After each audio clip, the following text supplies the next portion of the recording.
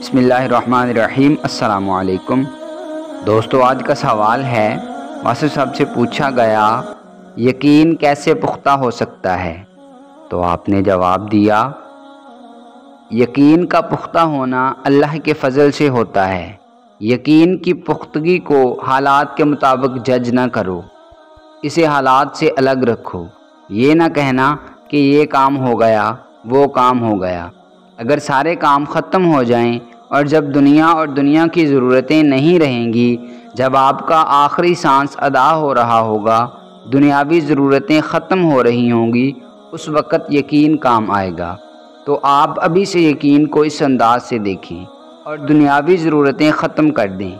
تو اگر یقین سے دنیاوی انداز کا سوال نہ کرو تو پھر یہ پختہ ہو جائے گا۔ اس طرح سمجھو کہ جیسے تم دنیا سے مر چکے ہو۔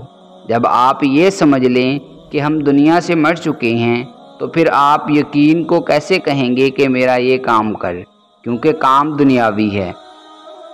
تو دنیاوی آرزوئیں، دنیاوی شکست اور دنیاوی حاصل اور دنیاوی محرومی، دنیاوی پیسہ اور دنیاوی غریبی، ان سب کو چھوڑ دو۔ دنیاوی سکھ دکھ سارے نکال دو۔ بس اپنے یقین کو اور پختہ کرو اور کہو کہ اب اللہ جو ہے ہمارا یقین ہے۔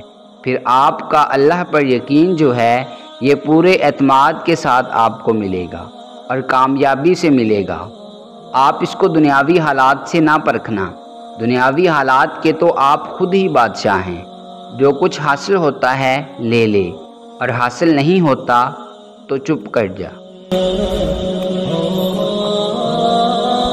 دوستو، اگر آپ کو ہماری یہ کاوش پسند آئی ہے تو ویڈیو کو لائک کریں، شیئر کریں اور کمنٹ باکس میں کمنٹ کر کے اپنی ذاتی رائے ضرور دیں، اور ہمارے چینل کو سبسکرائب کر لیں اور بیل آئیکن کو پریس کر دیں تاکہ مزید نئی آنے والی ویڈیوز آپ تک براہ راست پہنچ سکیں۔